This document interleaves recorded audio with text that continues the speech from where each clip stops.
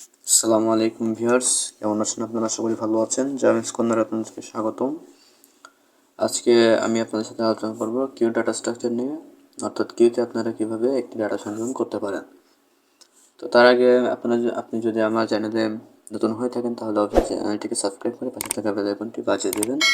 আর যদি অলরেডি আমার চ্যানেলটিকে সাবস্ক্রাইব করে থাকেন তাহলে অসংখ্য ধন্যবাদ। তো চলুন শুরু করা যাক। তো কিউতে ডাটা সংযোজন, কিউতে ডাটা সংযোজনের প্রথম ধাপ হচ্ছে কিউ যদি পূর্ণ থাকে, অর্থাৎ Q already filled, if front equal 1 and rear equal n, or if front equal rear plus 1 then write overflow and return। অর্থাৎ এক নাম্বার ধাপে বলছে কিউটি যদি পূর্ণ থাকে তাহলে কোনো ডাটা ধরবে না কিউটিতে, তাহলে তারপর কি দেখাবে? ওভারফ্লো দেখাবে এবং পরবর্তীতে আবার ফিরে যাবে। আচ্ছা, 2 নম্বরে আসি। ধরুন কোনো একটা ডাটা খুঁজে পেয়েছেন এবং সেটাকে সংযোজন করবেন। if front equal null find new value of pair। if front equal null, যদি front শূন্য থাকে then q initially empty। set front equal 1 and rear equal 1, else if rear equal n then set rear equal 1। যদি cutie শূন্য থাকে তাহলে সংযোজন করা যাবে।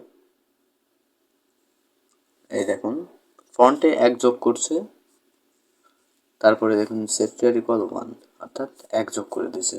তারপরে এলস হবে set rare equal rare plus 1, set rare equal rare plus 1।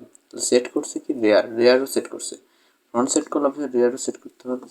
Set rare equal rare plus 1, তারপরে ইন্ড অফ এই স্ট্রাকচারটা শেষ।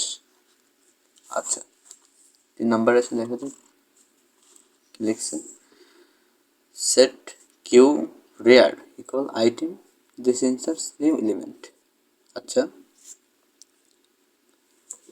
set q এটি rear সেট করবে, আইটেম সংযোজন করবে, সেট করবে, this inserts new element, তাহলে এটি নতুন একটি আইটেম হয়ে যাবে, নতুন একটি উপাদান হয়ে যাবে আর কি। 3 নম্বরে একদম নর্মালি একটা প্রসেস, সেট কিউ সংযোজন করলো, নতুন আইটেম হয়ে গেল আর কি, নতুন একটি উপাদান সংযোজন এমনি হয়ে গেল এভাবে। Set Q rear equal item this inserts new element. তো 4 নম্বরে আছে কি রিটার্ন, শেষ।